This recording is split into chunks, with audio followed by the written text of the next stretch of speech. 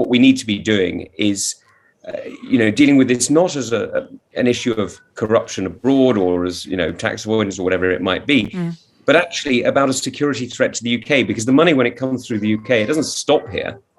It ends up getting cleaned up, and it's used for things like paying the assassins of Litvinenko, or paying the people who tried to murder Montenegrin premiers, or paying people to run, campaigns on, politically divisive campaigns around Europe or around the world. This money is then used for purposes that are against our interests. So this is a direct threat to Britain's national security, and that's why we think it's so important. What inroads or difference has the economic crime bill made to this particular problem?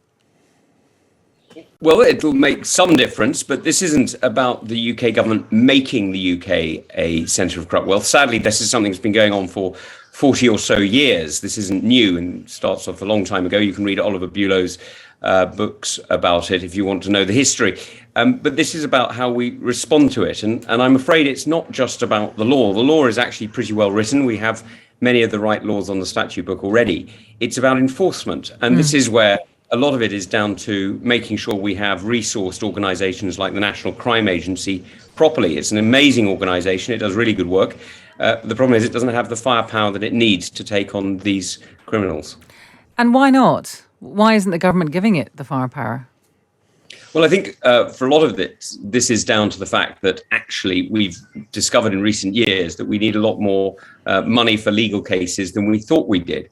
We need to make sure that we have the resources to challenge or push back when oligarchs or their families or dependents claim that their wealth is legitimate.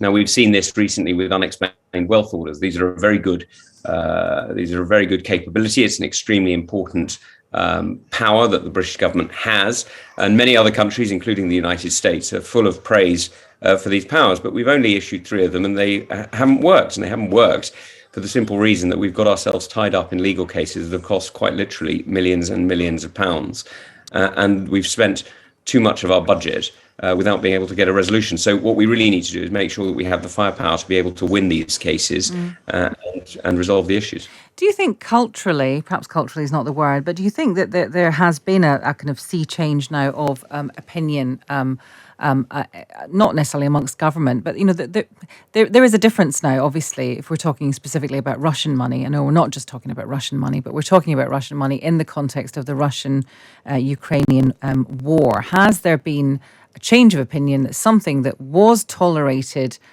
to a degree before has now become intolerable? Let's not pretend that the Ukraine war hasn't made a difference. Of course it's made a difference, and it's made it very, very clear to many people that this is a threat not just to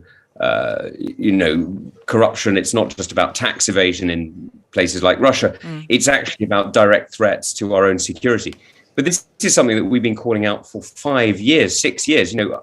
I first started working on this just after I was elected chair of the committee in 2017. Our first report was in May 2018 called Moscow's Gold, where you can see we list, estate agencies and law firms who, frankly, have questions to answer, or at least did then. And so we raised these issues 6 or so years ago. And so the reality is that what we need to be doing is, dealing with this not as an issue of corruption abroad or as, tax avoidance or whatever it might be, but actually about a security threat to the UK, because the money, when it comes through the UK, it doesn't stop here.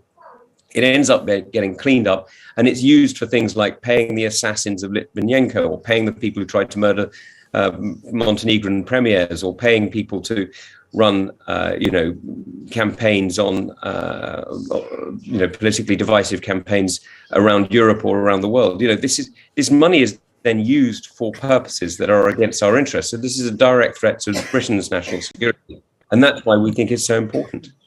Let me ask you about defence spending. There's been a bit of to and froing on this, really. We thought Ben Wallace was saying one thing, but then he came on yesterday and said, no, actually, I think it's that, what's being promised is fine. Do you think enough is going to be spent on defence? Well, look, I haven't been through a defence budget in since I left as the principal, as the military assistant to the chief of the defence staff in 2013. But last time I looked through the defence budget, we were trying to fund an army of about 82,000 and a navy and an air force of roughly proportionally the same size. Now the army is 70,000. And when you knock out those posts like defence attaches and people in the MOD, that actually means an army of about 50,000 in reality.